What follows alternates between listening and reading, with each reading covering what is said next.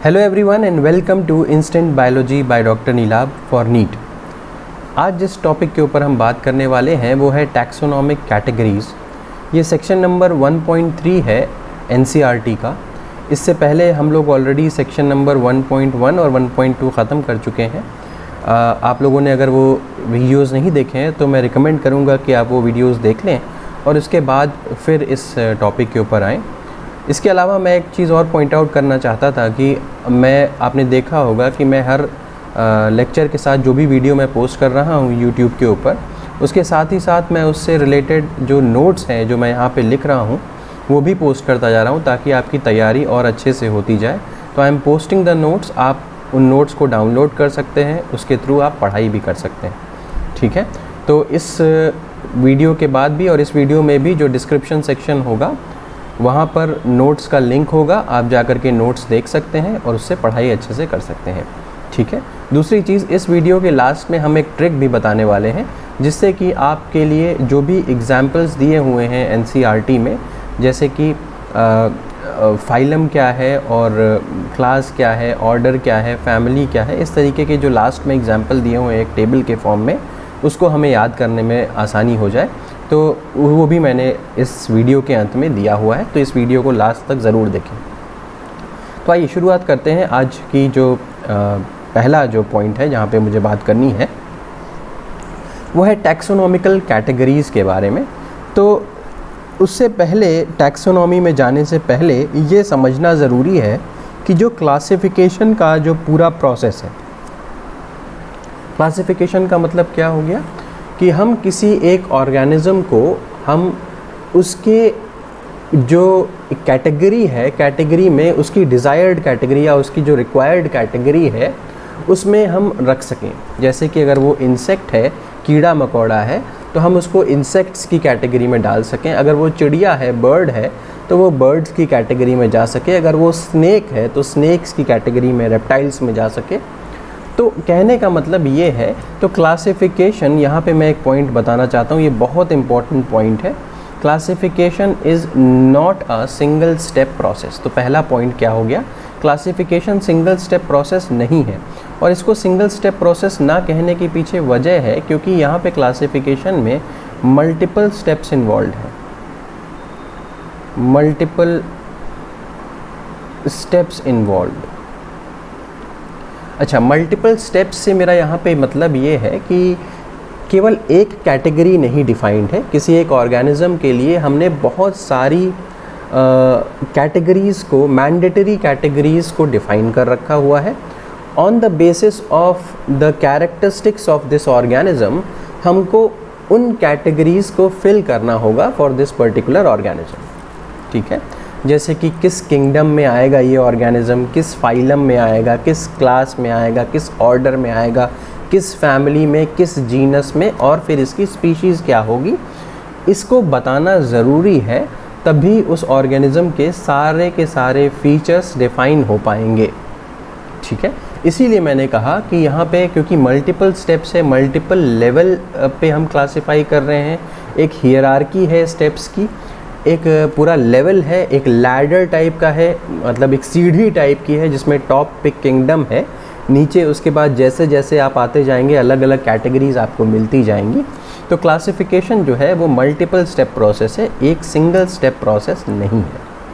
ठीक है, अच्छा, दूसरा, हर एक यहाँ पे जो आप एक एक स्टेप ले रहे हैं उसको आप या तो रैंक कहते हैं, या आप उसको कैटेगरी कहते हैं, या फिर इसमें ही मैं एक चीज़ और जोड़ देता हूँ, या तो रैंक कहिए या कैटेगरी कहिए, या फिर इसको आप टैक्सॉन कह सकते हैं, या फिर इसको आप टैक्सॉन कह दीजिए, या फिर आप इसको यूनिट ऑफ क्लासिफिकेशन भी कह सकते हैं, यूनिट ऑफ क्लासिफिकेशन भी आप कह सकते हैं। ठीक है, मतलब क्या हो गया कि यहाँ पे हर एक स्टेप को हम एक रैंक कह देते हैं। या एक पर्टिकुलर कैटेगरी कह देते हैं, या टैक्सॉन कह देते हैं, या यूनिट ऑफ क्लासिफिकेशन कह देते हैं। किसी भी स्टेप को, चाहे आप फाइलम को की बात कर रहे हो, चाहे क्लास की बात कर रहे हो, चाहे ऑर्डर की बात कर रहे हो, ये सारी की सारी क्या है, एक पर्टिकुलर कैटेगरी ही तो है। इन्हीं कैटेगरीज, ये जो मल्टीपल कैटेगरीज हैं ऊपर से लेकर के नीचे तक, इन्हीं कैटेगरीज में हमें उस ऑर्गेनिज्म को क्लासीफाई कर देना होता है। तो यहाँ पे क्या है, बहुत सारे स्टेप्स जो हैं वो लगातार हैं और उन्हीं में हमें इनको क्लासीफाई करना है। हर जो एक रैंक है या एक कैटेगरी है, चाहे उसको टैक्सॉन कहिए, चाहे रैंक कहिए, चाहे कैटेगरी कहिए, ये सारे के सारे यूनिट्स ऑफ क्लासिफिकेशन है। ठीक है, हर एक स्टेप जो है या तो रैंक रिप्रेजेंट करेगा या कैटेगरी रिप्रेजेंट करेगा, चाहे आप जो नाम से आप बुलाएं। ठीक है, तो क्लासिफिकेशन क्या है, it is a hierarchy of steps. ठीक है, नेक्स्ट अगर मैं बात करूं तो टैक्सोनॉमी के अंदर, अगर मैं टैक्सोनॉमी क्या हो गया, पूरी स्टडी है, क्लासिफिकेशन की पूरी स्टडी है, उसको टैक्सोनॉमी कह रहे हैं। और टैक्सोनॉमी के अंदर बहुत सारी टैक्सोनॉमिकल कैटेगरीज पाई जाएंगी। बात समझ में आ गई कि पूरी टैक्सोनॉमी को पढ़ते समय आपको बहुत सारी टैक्सोनॉमिकल कैटेगरीज मिल रही हैं। ये कैटेगरीज क्या हैं, जैसे मैंने अभी आपको बताया कि फाइलम है, क्लास है, ऑर्डर है, फैमिली है, स्पीशीज़ है, जीनस है, ये सारी की सारी क्या है, दीज आर टैक्सोनॉमिकल कैटेगरीज। और जब हम टैक्सोनॉमी पढ़ रहे हैं, यानी कि क्लासिफिकेशन के बारे में जब हम पढ़ाई कर रहे हैं, तो उसमें हमें बहुत सारी टैक्सोनॉमिकल कैटेगरीज को पढ़ना पड़ेगा। तो पॉइंट यहाँ पे यही है कि यहाँ पे केवल कोई एक सिंगल स्टेप प्रोसेस की बात यहाँ पे नहीं हो रही है, यहाँ पे मल्टीपल टैक्सोनॉमिकल कैटेगरीज मौजूद हैं, जिसकी वजह से हमारा क्लासिफिकेशन जो है वो वन स्टेप प्रोसेस नहीं रह जाता, मल्टीपल स्टेप्स यहाँ पे इन्वॉल्व हैं। ठीक है, जब हम सारी की सारी कैटेगरीज को साथ में देखते हैं तो इसी को बोला जाता है टैक्सोनॉमिकल हियरार्की। इसको कुछ इस तरीके से समझने की कोशिश करते हैं। टैक्सोनॉमिकल हियरार्की में कुछ इस तरीके की कोशिश समझने की कोशिश करते हैं, जैसे कि एक पुलिस डिपार्टमेंट है या आर्मी है या आपका जो कॉरपोरेट सेक्टर होता है, इन सभी में देखिए पुलिस डिपार्टमेंट में एक कमिश्नर होगा जो हेड कर रहा होगा सारी पूरी व्यवस्था को, एक शहर की पूरी व्यवस्था को एक कमिश्नर हेड कर रहा होगा। आर्मी में क्या हो सकता है, फील्ड मार्शल हो सकता है ना। उसके नीचे आपका अलग अलग कैटेगरीज पाई जाएंगी, जैसे कि कर्नल हो गया, ब्रिगेडियर हो गया, कैप्टन हो गया, लेफ्टिनेंट हो गया, ये सारी की सारी चीज़ें हैं। पुलिस में इसी तरीके से इंस्पेक्टर हो गया, सब इंस्पेक्टर हो गया, है ना। कॉरपोरेट सेक्टर की अगर मैं बात करूं तो वहाँ पे एक चीफ एग्जीक्यूटिव ऑफिसर होगा जिसको आप CEO कहते हैं, ठीक है, या फिर आपका चीफ इंजीनियर हो गया, अगर किसी इंजीनियरिंग सेक्टर की मैं बात कर रहा हूँ। तो हर एक डिपार्टमेंट में अगर हम बात कर रहे हैं तो वहाँ पर भी एक हियरार्की है। सबसे टॉप पे बैठा हुआ बॉस, उसके बाद उसके नीचे, उसके बाद उसके नीचे, उसके बाद उसके नीचे, इसी को मैं हियरार्की बोल रहा हूँ। क्योंकि हम टैक्सोनॉमी पढ़ रहे हैं इसीलिए इस हियरार्की को हम टैक्सोनॉमिकल हियरार्की के नाम से जान सकते हैं। ठीक है, यहाँ तक की बात समझ में आ गई। अब नेक्स्ट बात करें कि हर एक सिंगल कैटेगरी को, अब इस टैक्सोनॉमिकल हियरार्की में एक एक सिंगल कैटेगरी को क्या बोलते हैं। यहाँ पे मैंने ऊपर भी इस पॉइंट को जिक्र किया था, ये इंपॉर्टेंट है, यहाँ से क्वेश्चन आया हुआ है नीट में। तो इसको क्या बोलेंगे, इसको आप रैंक बोल सकते हैं और तो और टैक्सॉन भी बोल सकते हैं। वन सिंगल कैटेगरी को चाहे आप टैक्सॉन बोलिए, चाहे यूनिट ऑफ क्लासिफिकेशन कहिए, चाहे कैटेगरी कहिए, चाहे आप जो भी कह सकते हैं। ठीक है, अब अगर मैं आपसे बोलूं कि अभी क्या आपके दिमाग में होगा कि ये कोई एग्जाम्पल के थ्रू अगर हम इस चीज़ को समझ सकते तो ज़्यादा बेहतर रहता। जैसे कि NCERT में एक बड़ा अच्छा सा एक एग्जाम्पल दिया हुआ है इंसेक्ट्स के बारे में। इंसेक्ट्स मतलब क्या हो गया, अगर मैं हिंदी में बोलूँ तो कीड़े वगैरह जो होते हैं वो इंसेक्ट्स हो गए। अब इंसेक्ट्स में अगर हम इनको एक पर्टिकुलर किसी कैटेगरी में डालने की कोशिश करें तो हम किस तरीके से उनको एक प्रॉपर कैटेगरी में डाल सकते हैं, on the basis of the characters that we can observe, या जो हम कैरेक्टर्स रिकॉग्नाइज कर सकते हैं। आपके NCERT में दिया हुआ है प्रेजेंस ऑफ रिकॉग्नाइजेबल कैरेक्टर्स। ठीक है, जैसे मान लीजिए कोई नया इंसेक्ट आपने देख लिया, आप टहल रहे थे और वहाँ पे आपको कोई नया एक इंसेक्ट जैसा नज़र आया, और ये इंसेक्ट पुराने जिस तरीके के इंसेक्ट्स थे जो क्लासिफाई ऑलरेडी हो चुके हैं उनसे कुछ मिलता जुलता ये इंसेक्ट आपको देखने को मिल रहा है। ठीक है, सपोज़ जैसे कि कॉकरोच से या किसी एक मतलब कोई भी आप किसी भी तरीके का अगर आप इंसेक्ट आपने देखे हो, तो जो नया इंसेक्ट आपने पाया है वो कुछ पुराने इंसेक्ट्स के जैसे दिख रहा है आपको। तो वो ये जो नया इंसेक्ट आपने देखा है उसमें भी पुराने इंसेक्ट्स जो क्लासिफाई ऑलरेडी हो चुके हैं उनके जैसे कुछ कैरेक्टर्स आपको देखने को मिल रहे हैं। ठीक है, तो जैसे कि क्या कैरेक्टर्स हो सकते हैं, जैसे कि यहाँ पे 3 पेयर्स ऑफ जॉइंटेड लेग्स हो सकते हैं। 3 पेयर्स ऑफ जॉइंटेड लेग्स, आपको पता है ना कि इंसेक्ट्स में क्या होते हैं, 3 पेयर्स ऑफ लेग्स होते हैं, 3 पैर होते हैं दोनों साइड में। अगर इसको हम एक इंसेक्ट मान लें तो इधर भी, इधर भी, इधर भी, इधर भी, इधर भी, इधर भी, तो 3 पेयर्स ऑफ जॉइंटेड लेग्स देखने को मिलते हैं आपको। ये एक रिकॉग्नाइजेबल कैरेक्टर है, राइट। हम इसको ऑब्जर्व कर सकते हैं, इसको देख सकते हैं आराम से। इसी की वजह से हम उस जानवर को, ये जो भी एनिमल हमें मिला है, हम उसको इंसेक्ट्स की श्रेणी में, उसको इंसेक्ट्स की कैटेगरी में हम उसको आराम से डाल सकते हैं। ठीक है, इतनी बात आपको समझ में आ गई होगी। अब इसी तरीके से मैं अगर आगे बात करूं कि क्या हम लोग और दूसरे ऑर्गेनिजम्स को भी इसी तरीके से क्लासिफाई कर सकते हैं क्या? बिल्कुल कर सकते हैं।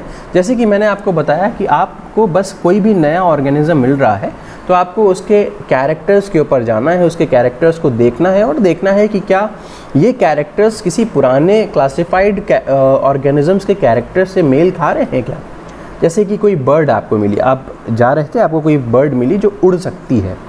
अब आपको देखने को मिल रहा है कि वो बर्ड के पास विंग्स हैं, वो उड़ रही है, वो उसके पास एक बीक है ना, उसके 2 लिम्ब्स हैं, 4 लिम्ब्स तो विंग्स की तरीके से मॉडिफाई हो गए हैं, जो हाइंड लिम्ब्स हैं वो फीट या पैरों के तरीके से मॉडिफाइड है।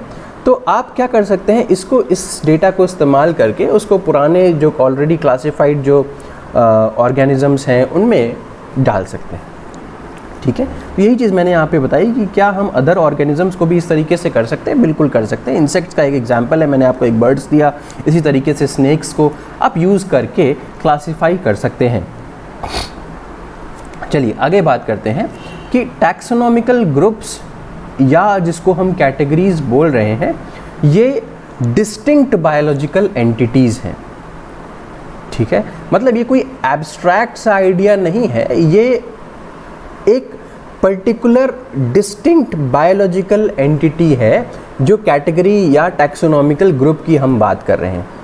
इसका मतलब क्या हो गया, एक पर्टिकुलर टैक्सोनॉमिकल कैटेगरी के अंदर पाए जाने वाले ऑर्गेनिजम्स के अंदर काफ़ी ज़्यादा सिमिलैरिटीज़ होनी चाहिए। ठीक है, और ये सिमिलैरिटीज़ डिस्टिंक्ट होनी चाहिए, आपको दिख रही होनी चाहिए। ऐसा नहीं होगा कि ये केवल और केवल मॉर्फोलॉजिकल एग्रीगेट्स हो। अच्छा, मॉर्फोलॉजिकल एग्रीगेट्स का मतलब क्या हो गया? मॉर्फोलॉजिकल एग्रीगेट्स का मतलब हो गया सिर्फ ऐसे कैरेक्टर्स जो आप आंख से स्ट्रक्चरल या उसका फिजिकल फीचर्स को आप मॉर्फोलॉजिकल एग्रीगेट्स कह रहे हैं। फिजिकल फीचर्स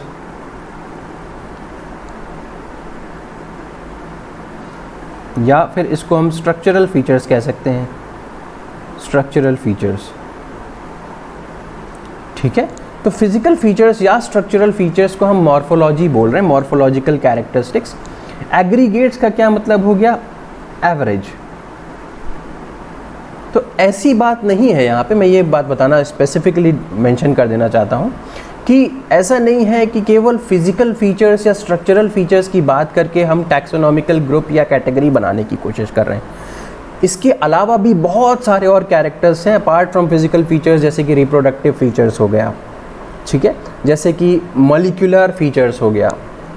ठीक है, तो ये सारी की सारी चीज़ें भी जो हैं, जैसे कि जो आपका इकोलॉजिकल फीचर्स हो गया, ये सारे के सारे फीचर्स भी आपको ध्यान में रखने पड़ते हैं when you are classifying a particular organism in a taxonomical group और कैटेगरी।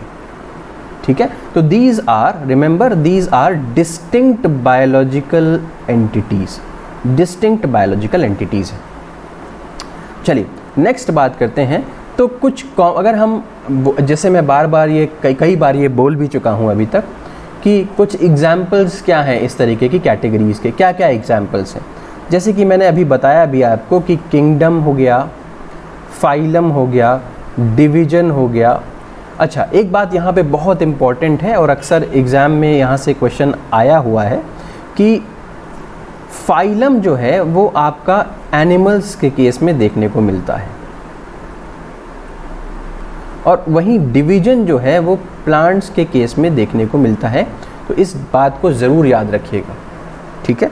किंगडम दोनों में है, किंगडम एनिमेलिया एनिमल्स के केस में है, प्लांटे जो है वो प्लांट्स के केस में है, फाइलम जो है वो एनिमल्स के केस में है और डिवीजन जो है वो प्लांट्स के केस में। दोनों इक्विवेलेंट है फाइलम और डिवीजन, एक एनिमल्स में है और एक प्लांट्स में है। उसके बाद क्लास आ जाता है, फिर ऑर्डर आ जाता है, फिर फैमिली आ जाता है, फिर जीनस आ जाता है, फिर स्पीशीज़ आ जाता है, ठीक है। अब इसको याद रखने का क्या तरीका है? इसको याद रखने का सिंपल सा तरीका है। मैं फाइलम से आपको बताना शुरू करता हूँ। देखिए, इसको याद करने का क्या तरीका है। जैसे मैंने एक ट्रिक अगर मुझे यहाँ पे बतानी हो तो ट्रिक देखिए, ट्रिक यहाँ पे क्या हो सकती है। PCO की फैमिली में जीनस स्पीशीज रहते हैं। PCO की फैमिली में जीनस स्पीशीज रहते हैं। तो मैंने इस तरीके से इसको याद किया था, PCO की फैमिली में जीनस स्पीशीज रहते हैं। अब P का मतलब क्या हो गया? P का यहाँ पे मतलब क्या हो गया? P का मतलब हो गया फाइलम। C का मतलब क्या हो गया? आपका क्लास। O का मतलब हो गया आपका ऑर्डर। की मैंने ऐसे ही लगाया है। फैमिली में आपको पता ही है, F ये फैमिली हो ही गया। P यहाँ पे हो गया फाइलम, क्लास, ऑर्डर, फैमिली और उसके बाद में मैंने ऐसे ही लगाया है जीनस स्पीशीज रहते हैं, ठीक है। तो यहाँ पे जीनस और स्पीशीज आ गया। PCO की फैमिली में जीनस स्पीशीज रहते हैं। तो ये ऑर्डर आपको याद रहना चाहिए। इससे भी पहले एक चीज़ क्या है? किंगडम। यहाँ पे इससे भी पहले अगर मैं एक चीज़ कहूँ तो क्या है? आपकी किंगडम, ठीक है। इसके पहले किंगडम है। और दूसरी बात यहाँ पे क्या याद रखनी है कि फाइलम तो एनिमल्स में होता है। इसके अलावा मैं अगर आपसे बात करूँ तो डिवीजन आपका प्लांट्स में होता है। डिवीजन जो है ये प्लांट्स के अंदर पाया जाता है, ठीक है। फाइलम एनिमल्स में, डिवीजन आपका प्लांट्स के अंदर पाया जाता है। तो ये सारी की सारी बातें यहाँ पे हो गई। इसका मैंने ट्रिक बता दिया, ये इंपॉर्टेंट है, ये याद रखिएगा, वेरी वेरी इंपॉर्टेंट। चलिए आइए अब नेक्स्ट बात करते हैं कि how to place organisms in different categories. Simple सी बात है, हम लोग इसको डिस्कस भी कर चुके हैं। किसी एक ऑर्गेनिज्म को आप जो नंबर ऑफ कैटेगरीज है उसमें कैसे प्लेस करेंगे? जाहिर सी बात है, on the basis of its characteristics. जब तक हम उस ऑर्गेनिज्म के कैरेक्टरिस्टिक्स के बारे में अच्छे से डिस्क्राइब नहीं कर लेते, डिटरमाइन नहीं कर लेते उसके कैरेक्टरिस्टिक को, तब तक हम उसकी कैटेगरी में डालना हमारे लिए मुश्किल होगा। तो यही चीज़ यहाँ पे मेंशन भी की है मैंने कि through the knowledge of characters of an individual और ग्रुप ऑफ ऑर्गेनिजम्स, ठीक है। उसके कैरेक्टरिस्टिक्स की नॉलेज हमें हो जाएगी तो हम आराम से उसको उसके प्रॉपर जो कैटेगरीज़ हैं उसमें हम बांट सकते हैं, ठीक है। अब जैसे कि जब हम उसके इम्पॉर्टेंट कैरेक्टरिस्टिक्स को नोट डाउन कर रहे हैं तो हमें समझ में आएगा कि ये ऑर्गेनिज्म जो है, जब हम इसके कैरेक्टरिस्टिक्स को हमने नोट किया, अब हम इसके कैरेक्टरिस्टिक्स को जो ऑलरेडी क्लासिफाइड जो ग्रुप्स हैं उनसे मैच करवाना शुरू करेंगे, ठीक है। अब on the basis of similarities and dissimilarities, देखिए, leads to identification of similarities and dissimilarities, similarities and dissimilarities, ठीक है। जैसे मैंने आपको बताया कि इंसेक्ट्स हैं, मैंने कोई इंसेक्ट देखा तो अब on the basis of similarity क्या हो सकती है? हो सकता है उसके 3 पेयर्स ऑफ जो लेग्स हैं वो मुझे दिख रहे हैं और वो मेरे बाकी जो मैं ऑलरेडी क्लासीफाई कर चुका हूँ उसमें भी है, तो मुझे एक सिमिलैरिटी मिल रही है। बात समझ में आई? या मैं अगर किसी चिड़िया या बर्ड को देख रहा हूँ तो उसके पास विंग्स उस तरीके के हैं, ठीक है, तो मुझे वहाँ पर भी देखने को मिल रहा है। बी कुछ तरीके का है तो मुझे वहाँ पर भी चेंजेस देखने को मिल रहे हैं। तो सिमिलैरिटीज़ और डिससिमिलैरिटीज़ के बेसिस पे हम उनका क्लासिफिकेशन कर सकते हैं। बात समझ में आ गई। अब हम अलग अलग टैक्सॉन या कैटेगरी या रैंक्स के ऊपर चल रहे हैं। अब सबसे लोअर रैंक या लोएस्ट रैंक की अगर मैं बात करूं यहाँ पे, तो वो कौन सी हो जाती है? आपकी स्पीशीज़, जो आपको अभी पढ़ना है, आपकी एनसीईआरटी में दी हुई है, ये लोएस्ट हो गया। हाईएस्ट कौन सी हो जाती है? आपकी किंगडम हो जाती है। ठीक है, ये लोएस्ट हो गया, हाईएस्ट किंगडम हो गया। इसके बीच बीच में कुछ बातें हैं जो एनसीईआरटी में नहीं मेंशन्ड है, वो मैं बताता चलूँगा, आप याद रखिएगा उसको। अच्छा, अगर मैं बात कर रहा हूँ स्पीशीज़ की, if I am talking about species, तो स्पीशीज़ में आप क्या समझते हैं कि स्पीशीज़ होती क्या है? तो species is a group of individual organisms with fundamental similarities. Fundamental similarities का क्या मतलब हो गया? जो बेसिक लेवल की सिमिलैरिटीज़ है, एकदम बेसिक सिमिलैरिटीज़ हैं। और तो और यहाँ पे सबसे ज़्यादा सिमिलैरिटीज़ आपको देखने को मिलेंगी, यानी कि लोएस्ट लेवल जो आपका क्लासिफिकेशन का है, वहाँ पे जो नंबर ऑफ सिमिलैरिटीज़ होंगी ऑर्गेनिजम्स के बीच में, वो सबसे अधिक होंगी। बात समझ में आ गई आपको? अभी मैं इस चीज़ को और डिटेल में भी बताने की कोशिश करूँगा। जैसे कि अगर आपको कोई एक इंसान ही दिख रहा है, तो इंसान के जो फंडामेंटल कैरेक्टर्स हैं वो क्या है? उसके 2 फोर लिम्स हैं, 2 हाइंड लिम्स हैं, वो हाइंड लिम के ऊपर चल सकता है, 2 ईयर्स हैं, ठीक है, और क्या है, आइज़ जो हैं वो फ्रंट पे हैं, है ना। तो ये कुछ कुछ फंडामेंटल सिमिलैरिटीज़ आपको देखने को मिल रही है। आप देख करके ही समझ जाएंगे कि ये जो ऑर्गेनिज़म है, 2 ऑर्गेनिज़म हैं, ये क्या सेम स्पीशीज़ में है या डिफरेंट स्पीशीज़ में। एग्जैक्टली सेम कैरेक्टर्स जो होंगे वो 2 स्पीशीज़, वो एक ही स्पीशीज़ के 2 ऑर्गेनिज़म के अंदर एग्जैक्टली सेम टाइप के कैरेक्टर्स होंगे। तो मैं यहाँ पे क्या समझाना चाहता हूँ, देखिए, अगर मैं कह रहा हूँ यहाँ पे, ये इधर देखिए, ये अगर मान लीजिए ये एक स्पीशीज़ है और यहाँ पे ये स्पीशीज़ के अंदर ये बहुत सारे ऑर्गेनिजम्स हैं। ये क्या है? इंडिविजुअल ऑर्गेनिजम्स, इंडिविजुअल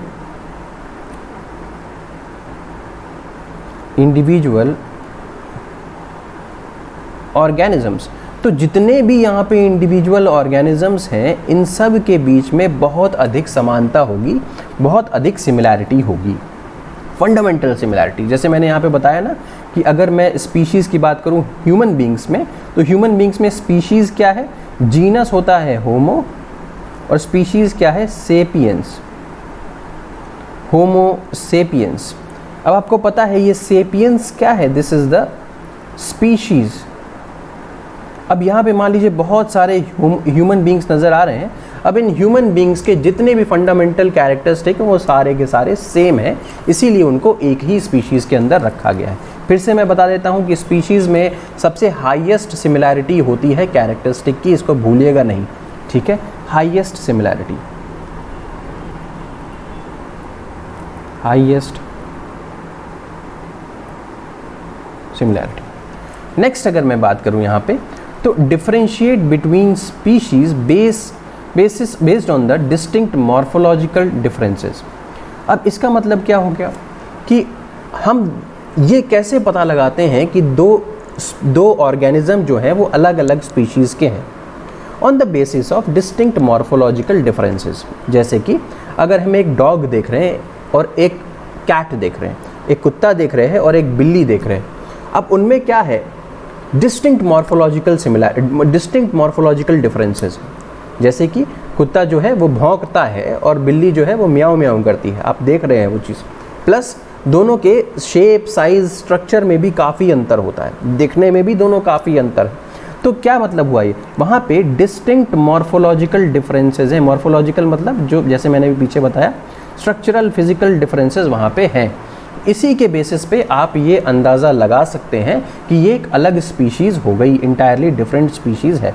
अब उसी तरीके से मैं अगर यहाँ से आपसे यहाँ पे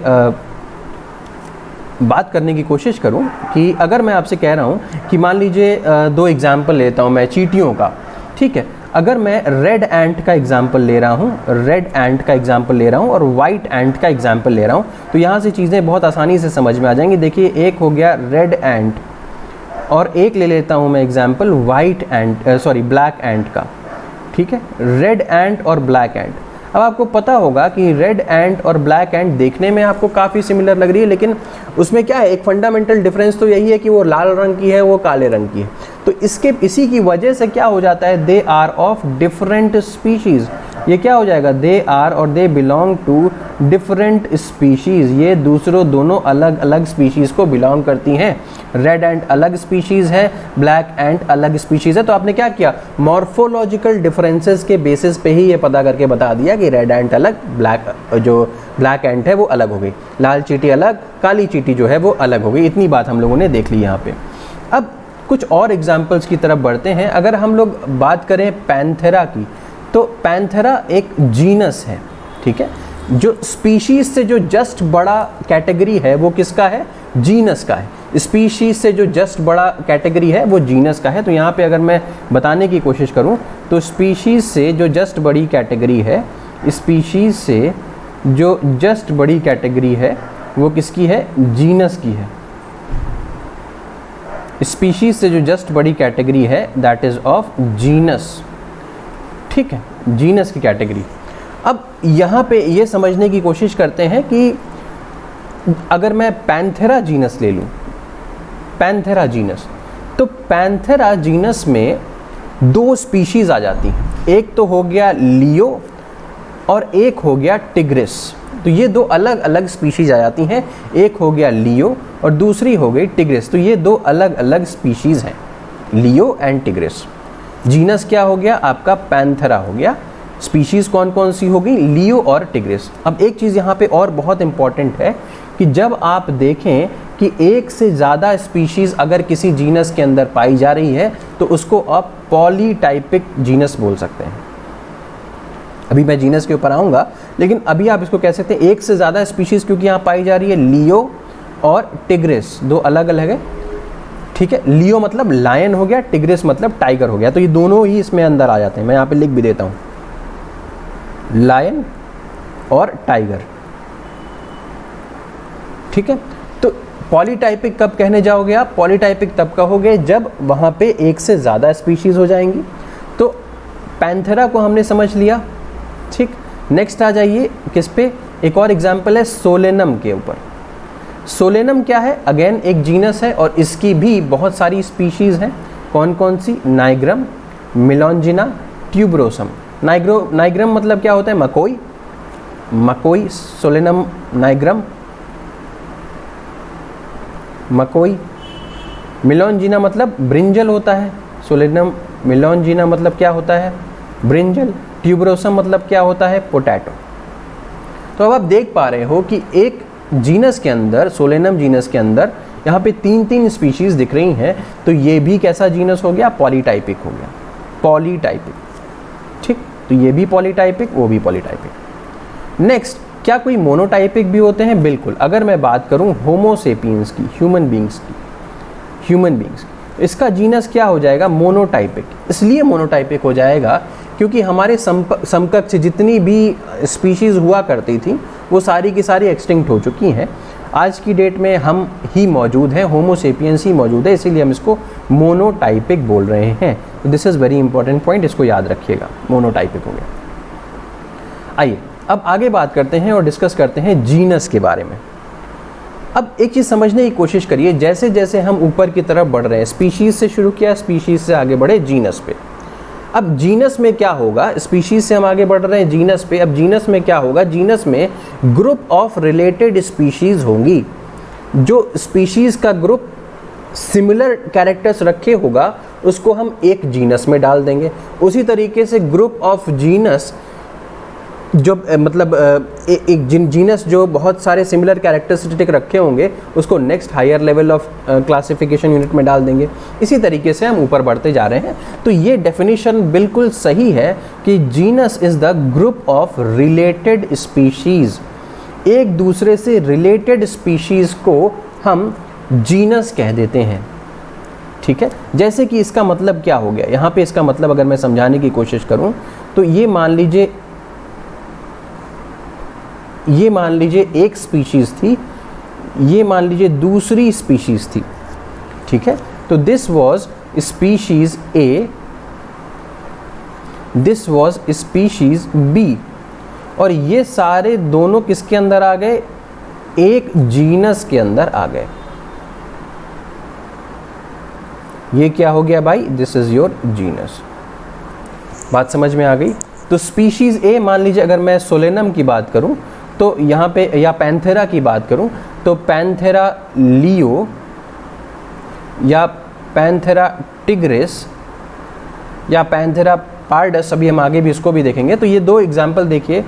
तो ये अगर मैं यहाँ पे इसको लिख देता हूँ, लियो और टिग्रिस लिखता हूँ सिर्फ, तो देखिए ये हो गया लियो, ये हो गया टिग्रिस। अब ये दोनों देख सकते हैं आप, ये दोनों क्या है, ये दोनों स्पीशीज़ है। लियो भी स्पीशीज़ है, टिग्रिस भी स्पीशीज़ है, और इसका जीनस क्या है, जीनस इज पैंथेरा, ठीक है।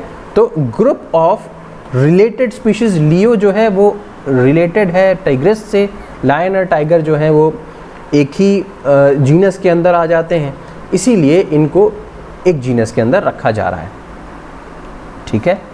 अच्छा, यहाँ पे एक बहुत कंफ्यूजिंग सा सेंटेंस दिया हुआ है, उसमें बहुत सारे स्टूडेंट्स जो हैं काफ़ी कंफ्यूज होते हैं, इसको समझ लेते हैं। More characters in common in comparison to species of other genera. इसका मतलब क्या हो गया, यहाँ पे मतलब क्या है, more characters in common in comparison to species of other genera, ठीक है। अब अगर मैं आपसे कहने की कोशिश कर रहा हूँ कि जैसे कि ये, इसको मैं यहाँ पे मिटाने की कोशिश करता हूँ, उसके बाद फिर से इसको बनाऊँगा, ठीक है। या फिर एक काम करता हूँ, फ्रेश डायग्राम बनाता हूँ यहाँ पे, ये देखिए एक फ्रेश डायग्राम बनाता हूँ। जैसे कि ये मान लीजिए एक जीनस है, एक जीनस है, जीनस ए, और ये मान लीजिए जीनस बी है, ठीक है। अब इस जीनस ए के अंदर कौन कौन सी स्पीशीज आ रही हैं, मान लीजिए एक्स, वाई, जेड, ये तीन स्पीशीज आ रही हैं जीनस ए के अंदर। जीनस बी के अंदर कौन कौन सी स्पीशीज आ रही हैं, पी, क्यू, आर, ये तीन स्पीशीज़ जो है वो जीनस बी के अंदर आ रही। जीनस ए के अंदर X, Y, Z, genus B के अंदर पी, क्यू, आर। तो कहने का मतलब यहाँ पे ये है कि एक जीनस के अंदर पाए जाने वाली जितनी स्पीशीज़ होंगी उनके बीच में सिमिलैरिटीज़ अधिक होंगी एज़ कंपेयर टू अगर हम दूसरे जीनस से उसको कंपेयर करें। तो कहने का मतलब क्या है, अगर हम स्पीशीज़ एक्स को देखें, if we are comparing species X, तो स्पीशीज़ एक्स जो है वो स्पीशीज़ वाई एंड जेड से ज़्यादा सिमिलर होगी, मोर सिमिलर होगी एज़ कंपेयर टू अगर हम स्पीशीज़ पी या क्यू या आर के कंपैरिजन में जाएं। ऐसा क्यों कह रहे हैं, क्योंकि ये क्या हो गया, ये दूसरा अदर जीनस हो गया, अदर जीनस हो गया। तो इसीलिए सिमिलैरिटी क्या हो जाएगी, यहाँ पे सिमिलैरिटी लेस हो जाएगी, कम हो जाएगी। ये चीज़ यहाँ पे मैं बताना चाह रहा था। यही चीज़ यहाँ पे मेंशन्ड भी है कि more characters are in common in comparison to species of other genera. एक ही जीनस के अंदर या एक ही जेनरा के अंदर जो स्पीशीज़ होंगी उनके बीच में कैरेक्टर्स मोर सिमिलर होंगे, और अगर आप दूसरे एक्स को अगर आप पी, क्यू, आर से कंपेयर करना चाहें तो सिमिलैरिटीज़ या जो नंबर ऑफ़ कैरेक्टर्स जो सिमिलर होंगे वो घटते चले जाएंगे। ये चीज़ बोली जा रही है, ठीक। यहाँ पे बात कर ली हमने, तो ये बहुत इम्पॉर्टेंट पॉइंट है, इसको आप ज़रूर ध्यान दें। चलिए नेक्स्ट आगे बात करते हैं। जेनेरा क्या है, genera are aggregates of closely related species. ये अभी भी मैंने आपको बताया, ग्रुप ऑफ रिलेटेड स्पीशीज़ कहें या क्लोजली रिलेटेड स्पीशीज़ कहें, उनको एग्रीगेट कर लिया, उनको इकट्ठा कर लिया है एक साथ एक जेनेरा के अंदर। एग्जाम्पल के तौर पे अगर हम लोग बात करें कि सोलेनम की, देखिए यहाँ पे सोलेनम की बात करें तो सोलेनम अभी अभी हम लोगों ने बात किया था, एक जीनस था और ये पॉलीटाइपिक था। यहाँ पे 2 स्पीशीज़ हमने लिखी थी, ट्यूबरोसम मेलेंजिना, और इसके अलावा आपका नाइग्रम भी होगा, नाइग्रम भी लिख सकते हैं, यहाँ पे नाइग्रम भी लिख सकते हैं, ठीक है, नाइग्रम भी हो गया। तो ये 3 स्पीशीज़ हो गई इसकी, ठीक। तो ये क्या हो गया, एक ऐसा जीनस है, सोलेनम एक जीनस है, इसकी 3 स्पीशीज़ हैं। सिमिलरली अगर मैं पैंथेरा के बारे में बात करूँ, ये भी पॉलीटाइपिक है, यहाँ पे भी 3 स्पीशीज़ है, लायन, पार्डस, लीपर्ड होता है, और टाइगर जो है वो टिग्रीस होता है। बात समझ में आ गई। तो इसकी भी 3 स्पीशीज़, लायन, लेपर्ड और टाइगर। अभी तक हम लोगों ने केवल टाइगर और लॉयन के बारे में बात की थी, लेकिन याद रखिएगा कि लियोपर्ड भी इसी जीनस के अंदर आता है, उसका नाम है, उसका स्पीशीज़ है पार्डस, पैंथेरा पार्डस, ठीक है। अच्छा, कि आपने सुना होगा कि जो बिल्ली है वो भी काफ़ी कुछ इसी कैटेगरी की होती है, लायन, टाइगर इसी कैटेगरी की होती है, बट आप उसको सेम जीनस में नहीं डाल सकते। हाँ, कुछ सिमिलैरिटीज़ है बिल्ली के अंदर या कैट के अंदर और इस ग्रुप के एनिमल्स के अंदर, लेकिन फिर भी आप उसको जीनस के लेवल पे सिमिलैरिटी नहीं देख सकते, क्योंकि सिमिलैरिटीज़ का जो नंबर है वो काफ़ी कम है। इसीलिए हमें और ऊपर वाले लेवल पे जा करके इनको सिमिलैरिटी इनकी देखनी पड़ेगी। क्यों? क्योंकि मैंने बताया जैसे जैसे आप ऊपर जा रहे हैं वैसे वैसे सिमिलैरिटी घटती चली जा रही है। स्पीशीज़ के अंदर सबसे ज़्यादा सिमिलैरिटी थी, ठीक। अब जैसे कि मैंने आपको बताया कि कैट्स की बात की थी, तो कैट्स किस जीनस के अंदर आता है? फिलिस में आता है। फिलिस जो है वो पैंथेरा जीनस से बिल्कुल अलग है। हालांकि हमें पता है कि कैट्स और टाइगर, लायन या लियोपर्ड में सिमिलैरिटीज़, समानताएं होती हैं, बट जीनस के लेवल पे नहीं होती। जीनस बहुत ज़्यादा सिमिलैरिटीज़ जिन स्पीशीज़ में होती हैं उनको साथ में रखने के लिए होता है, ठीक। चलिए आगे बढ़ते हैं और बात करते हैं फैमिली के बारे में। फैमिली, जैसे कि अभी तक मैंने ऊपर बोला था जीनस के बारे में, फैमिली क्या है? Group of related genera, related genera का ग्रुप हो गया, ठीक है। यहाँ पे जैसे मैंने बताया था कि सिमिलैरिटीज़ का नंबर घट जाएगा, लेस नंबर ऑफ सिमिलैरिटीज़ हो जाएंगी। दूसरी चीज़, फैमिली के अंदर यहाँ बहुत इंपॉर्टेंट पॉइंट है और यहाँ से क्वेश्चन आता है, वेजिटेटिव एंड रिप्रोडक्टिव फीचर्स दोनों आपको ध्यान देने होंगे। वेजिटेटिव और रिप्रोडक्टिव का मतलब क्या होगा? जैसे मैं अगर फ्लावर्स की बात करूँ तो वेजिटेटिव मतलब जो उसके स्ट्रक्चरल फीचर्स हैं, जैसे कितनी लीव्स हैं, क्या उसका कलर है, या उसमें जो स्टेम है वो कैसी है, जो भी इस तरीके से मॉर्फोलॉजिकल कैरेक्टरिस्टिक्स हैं, नॉन रिप्रोडक्टिव कैरेक्टरिस्टिक्स हैं, उनको हम वेजिटेटिव कैरेक्टरिस्टिक्स कहते हैं। इसके अलावा हमें रिप्रोडक्टिव कैरेक्टरिस्टिक्स को भी यहाँ पे देखना पड़ता है, तो this is important point. Family को बताते समय आपको वेजिटेटिव एंड रिप्रोडक्टिव फीचर्स दोनों ही ध्यान रखने हैं, ठीक। इतनी बात सभी लोगों को समझ में आ गई। अब थोड़ा सा और आगे बढ़ते हैं। जैसे एग्जाम्पल अगर आप कहोगे कि सर आपने एग्जाम्पल नहीं बताया, तो एग्जाम्पल देखते हैं फैमिली सोलेनेसी का। फैमिली सोलेनेसी, अब सोलेनेसी में 3 आपके जीनस आ रहे हैं, सोलेनम, पिट्यूनिया और धतूरा, ठीक है। 3 अलग अलग जेनरा यहाँ पे आ रहे हैं। अभी तक हम लोग सोलेनम के बारे में बहुत डिटेल में बात कर चुके हैं, याद रखिएगा। सोलेनम में हम लोगों ने पढ़ा था, सोलेनम एक जीनस था और उसमें कौन कौन सी स्पीशीज़ आ रही थी? सोलेनम नाइग्रम, सोलेनम मेलेंजिना और सोलेनम ट्यूबरोसम, ये हम लोगों ने पढ़ा था, ठीक है। तो ये जो क्लासिफिकेशन यूनिट है फैमिली, वो जीनस से बड़ा है। अच्छा, तो हर, इसका मतलब क्या हो गया? एक फैमिली के अंदर कई सारे जीनस आएंगे, जो ऐसे जीनस जो कि कुछ समान कैरेक्टरिस्टिक्स रखते होंगे, सेम टाइप के कैरेक्टरिस्टिक्स रखते होंगे, ठीक है।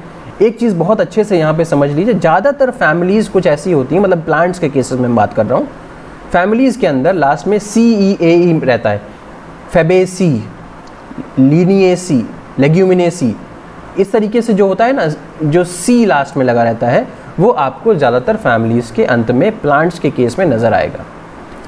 अगर मैं बात कर रहा हूँ एनिमल्स के बारे में, एनिमल्स के बारे में बात कर रहा हूँ, तो फेलिडेई एंड कैनिडेई जो है, ये सेपरेट फैमिलीज़ होती हैं। अब मैं यहाँ पे इसको बताने का क्या मतलब है? फेलिडेई और कैनिडेई को बताने का क्या मतलब है? अब देखिए, फेलिडेई क्या है? फेलिडेई बेसिकली क्या है कि यहाँ पे मैंने इसको समझाया हुआ है। देखिए फैमिली फेलिडी की अगर मैं बात करूँ तो फेलिडी के अंदर, अब जैसे कि जो हम लोगों ने अभी तक देखा था कैट्स और हम पैंथेरा के बारे में बात कर रहे थे, यानी कि कैट्स का जो जीनस था वो फीलिस था और पैंथेरा जो था इसके अंदर लायन, टाइगर और लियोपर्ड आ जा रहे थे।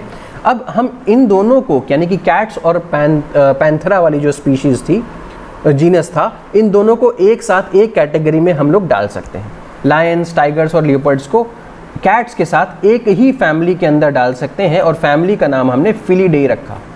लेकिन यहाँ पे मैं एक बात और बता दूँ कि अभी भी ये फेलिडेई जो फैमिली है it is different from Canidae family.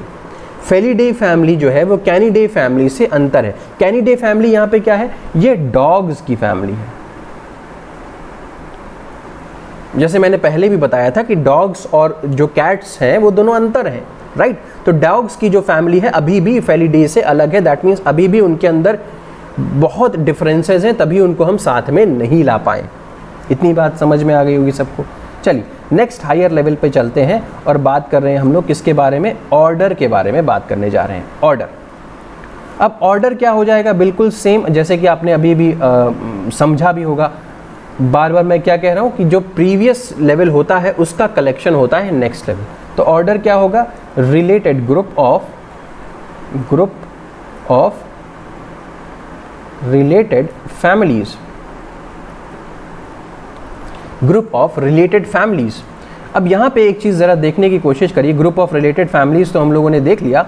अब यहाँ पे एक बात और देखने की कोशिश करिए कि ये जो है यहाँ पे स्पीशीज़, जीनस और फैमिली में जब हम लोग पढ़ रहे थे, जब स्पीशीज़ पढ़ रहे थे या जीनस पढ़ रहे थे और फैमिली पढ़ रहे थे, तब हम लोगों ने देखा था कि कैरेक्टर्स की सिमिलैरिटी बहुत थी। नंबर ऑफ कैरेक्टर्स जो है वो सिमिलर थे, कई सारे कैरेक्टर्स जो है वो सिमिलर थे।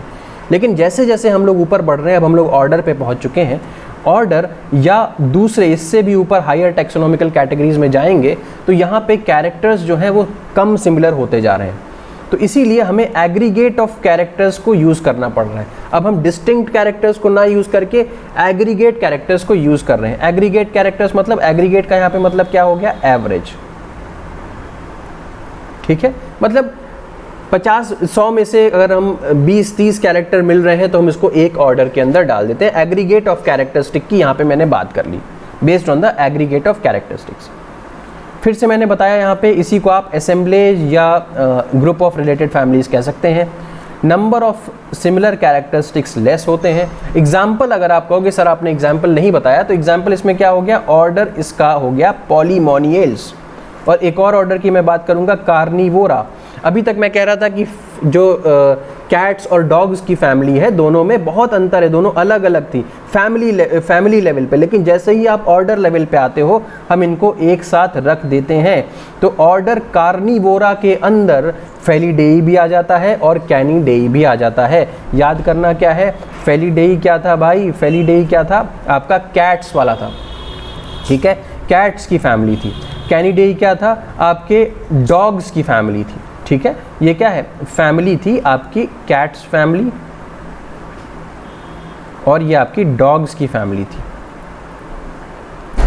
अब ऑर्डर के लेवल पे आकर के हमने इनको एक साथ रख लिया। इसका ऑर्डर क्या होगा जी, कार्निवोरा ऑर्डर होगा। ठीक है, नेक्स्ट अगर हम लोग आगे चलें और आगे चलें तो पॉलीमोनियल्स की हम लोगों ने बात की थी।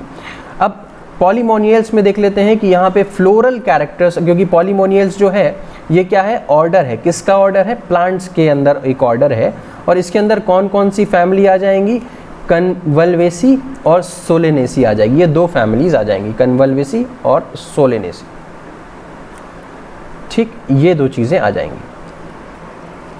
इतनी बात सबको समझ में आ गई होगी, बिल्कुल।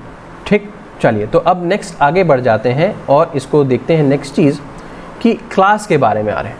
अब जैसे मैंने इसके पीछे बताया था कि जो ऑर्डर है वो रिलेटेबल फैमिली को किस तरीके से डिफ़ाइन कर सकते हैं, वैसे उसी तरीके से क्लास को हम रिलेटेबल ऑर्डर्स के टर्म्स में डिफ़ाइन कर सकते हैं। कौन कौन से ऑर्डर्स यहाँ पे हमें पता होने चाहिए, ऑर्डर प्राइमाटा और ऑर्डर कार्निवोरा को अगर हम देखें। ठीक है, तो ये दोनों ऑर्डर्स जो हैं यहाँ पे एक ही क्लास के अंदर लाए जा सकते हैं। तो प्राइमेटा के अंदर मंकीज़ भी आ जाते हैं, गोरिल्ला भी आ जाते हैं, गिबन्स भी आ जाते हैं। आपने सुना भी होगा ये सारे मंकीज़, गोरिल्ला, गिबन्स क्या हैं, प्राइमेट्स के अंदर आते हैं। कार्निवोर्स की बात कर लें तो टाइगर्स, कैट्स, डॉग्स, ये सारा का सारा कार्निवोर्स के अंदर, कार्निवोर जो ऑर्डर है उसके अंदर आ रहा है। तो इन दोनों को हम लोग साथ में ला करके एक क्लास बना सकते हैं जिसको बोलते हैं क्लास मैमेलिया। इसके अलावा भी बहुत सारे ऑर्डर्स हैं, यहाँ पे ये मत समझिएगा केवल यही 2 ऑर्डर्स हैं, it includes other orders also, but ये मैं एग्जाम्पल समझाने के लिए आपके एनसीईआरटी में दिया हुआ है। तो 2 ऑर्डर्स जो हैं, क्योंकि उनके कैरेक्टर्स कुछ थोड़े बहुत सिमिलर हैं, इसलिए उनको एक क्लास के अंदर आप ले आए। ठीक है, कौन कौन सी 2 बातें याद रखनी है, एक तो ऑर्डर प्राइमेटा, ऑर्डर कार्निवोरा। अभी हम लोग कार्निवोरस में सीख करके आए हैं, वहाँ पे कौन कौन आ जाएगा, आपका कैट्स भी आ जाएंगे, डॉग्स भी आ जाएंगे, टाइगर्स, लायंस, पैंथर्स, ये सारी की सारी चीज़ें यहाँ पे आ जाएंगी। ये सब मिला करके आपका मैमेलिया में आ जाएगा।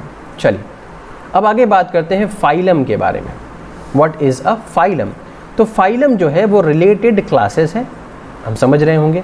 अच्छा, एक अगर एग्जाम्पल की बात करें तो फाइलम कॉर्डेटा में अगर हम लोग देखें तो इसी में फिशेस भी आ जाते हैं, एम्फीबियंस भी आ जाते हैं, रेप्टाइल्स भी आ जाते हैं, मैमल्स भी आ जाते हैं। ठीक है, तो ये क्या है, फाइलम एक और बड़ा क्लासिफिकेशन यूनिट है जहाँ पे एग्जाम्पल के तौर पे हमें कॉर्डेटा पता होना चाहिए, तो उसी में फिशेस, एम्फीबियंस, रेप्टाइल्स, मैमल्स, ये सारे के सारे आ जाते हैं। अगर मैं इनके कॉमन फीचर्स के बारे में बात करूँ, कॉर्डेटा के कॉमन फीचर्स जो है, मेन फीचर्स 2 फीचर्स, इसके अलावा भी 2-3 फीचर्स हैं। जैसे कि कॉमन फीचर क्या हो गया, नोटोकॉर्ड हो गया, डॉर्सल हॉलो न्यूरल सिस्टम, इसके बारे में हम लोग डिटेल में बात करेंगे जैसे आगे बढ़ेंगे। तो नोटोकॉर्ड हो गया या डॉर्सल हॉलो न्यूरल सिस्टम हो गया, पोस्ट एनल टेल हो गया, ये कुछ कैरेक्टरिस्टिक्स ऐसे हैं जो आपके फाइलम या कॉर्डेटा को डिफाइन कर रहे हैं। ये 2 बहुत इंपॉर्टेंट कैरेक्टरिस्टिक्स हैं, इसको याद रखिएगा, प्रेजेंस ऑफ नोटोकॉर्ड और dorsal hollow neural system. Nervous system जो होगा वो डॉर्सल साइड में प्रेजेंट होगा और हॉलो होगा। ये कैरेक्टरिस्टिक फीचर्स होते हैं कॉर्डेटा के।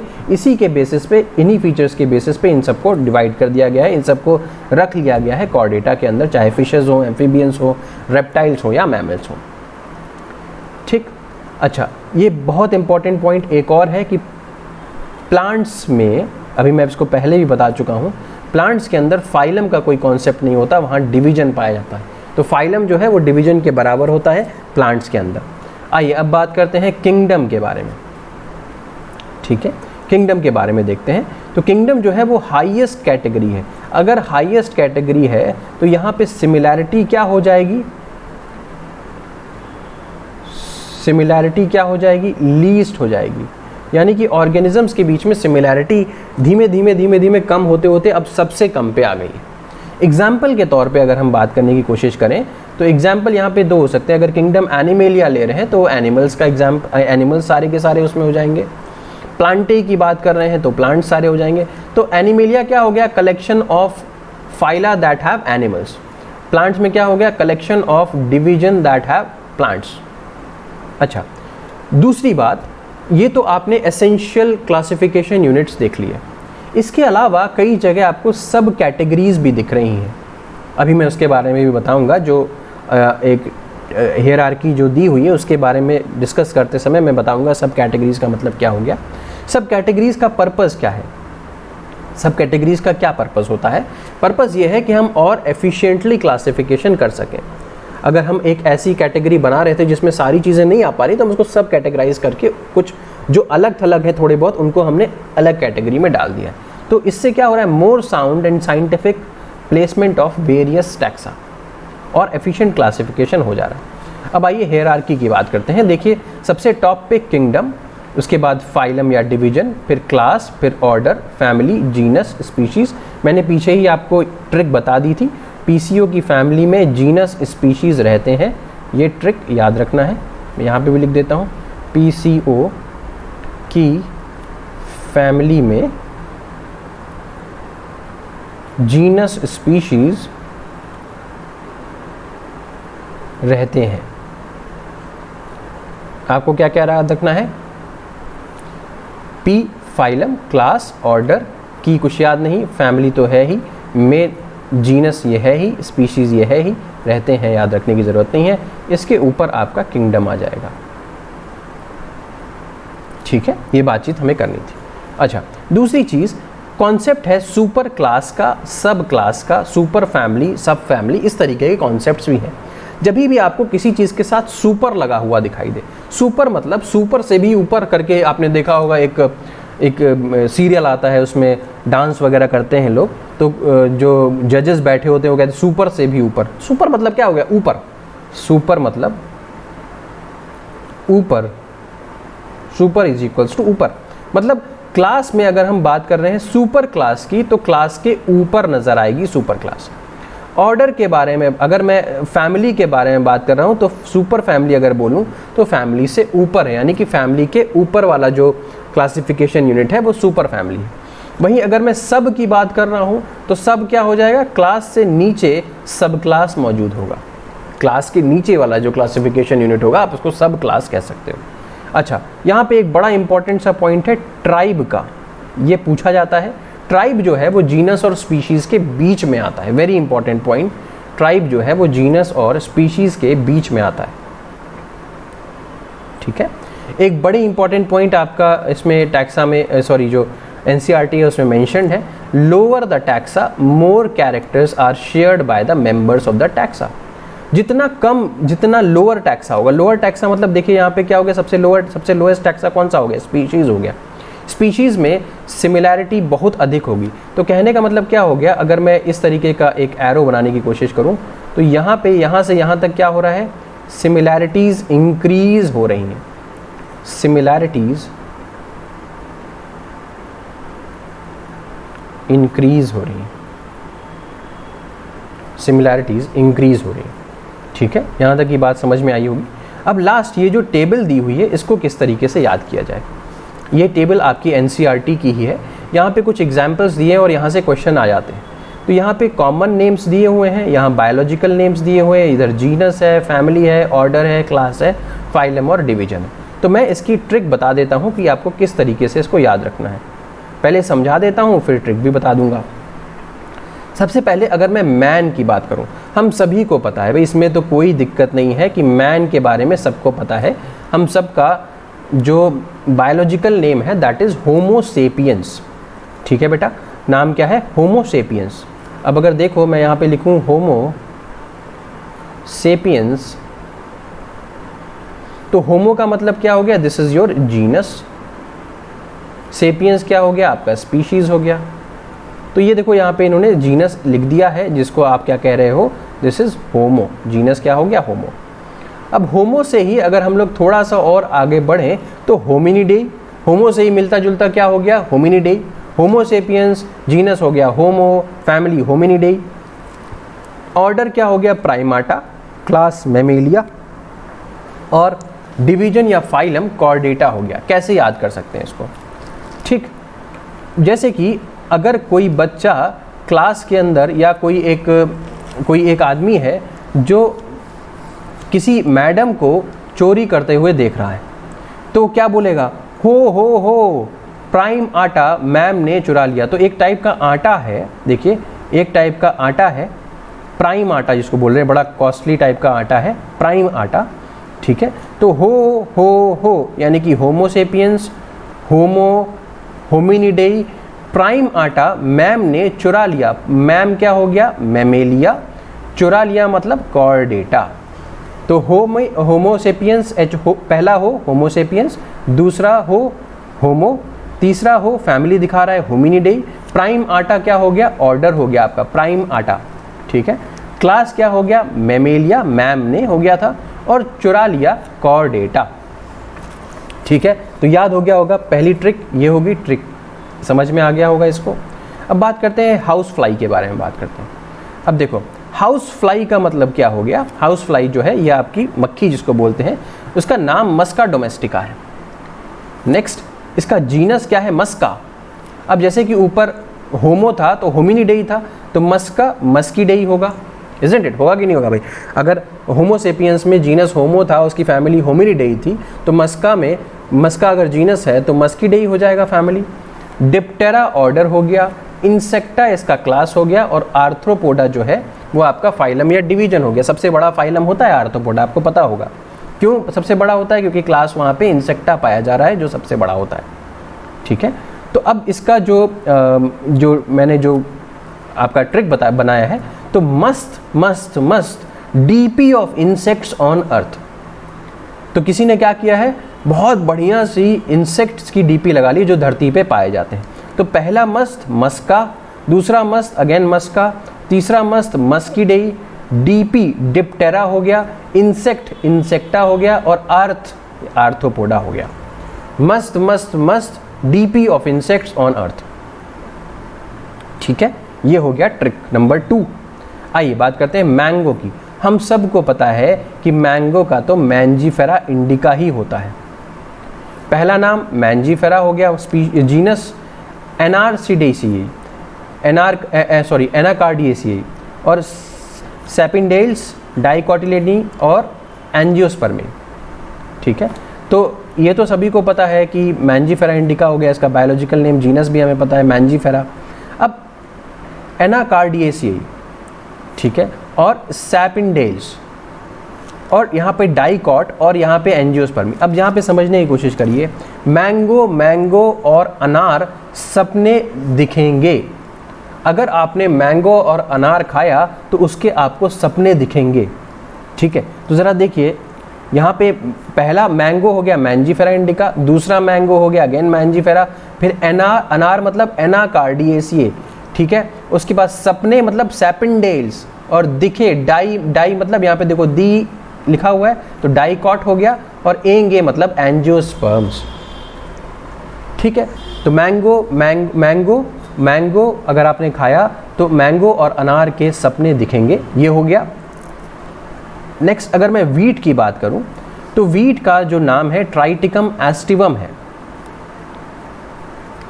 इसका जीनस जो है वो ट्राइटिकम है, फैमिली पोएसी है, ऑर्डर पोएल्स है, मोनोकॉटिलेडनस क्लास है, और एंजियोस्पर्मी फाइलम।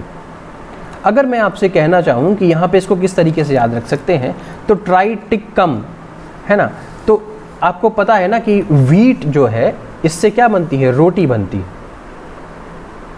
है ना। तो यहाँ पे देखिए रिट लिखा हुआ है, ROT, ट्राइट, तो रोट आ रहा है ना, यहाँ रोटी का नाम टाइप का लग रहा है आपको, तो ट्राइटिकम एस्टिवम क्या हो जाएगा, वीट का बायोलॉजिकल नेम हो जाएगा।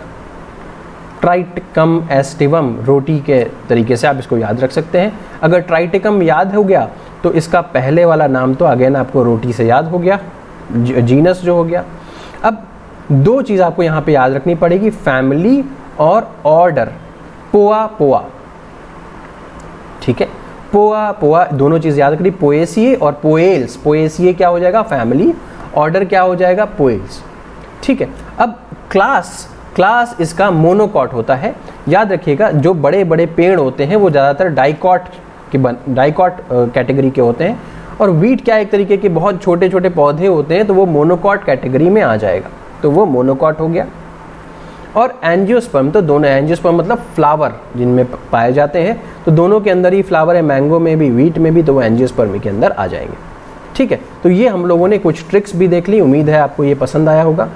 अब इस जो भी कुछ मैंने यहाँ पे लिखा हुआ है, जो भी नोट्स बनाए हैं, वो सारे के सारे नोट्स आपको मिल जाएंगे। आप इस वीडियो के जो डिस्क्रिप्शन है उसमें चेक कर लीजिएगा, सारे नोट्स अवेलेबल होंगे। अगर आपको वीडियो पसंद आया है तो इसे लाइक करिए, मेरे चैनल को सब्सक्राइब करिए, और अपने दोस्तों के साथ भी शेयर करिए ताकि सारे लोग इकट्ठे इस वीडियो का फ़ायदा उठा सकें। Thank you so much and have a very good day.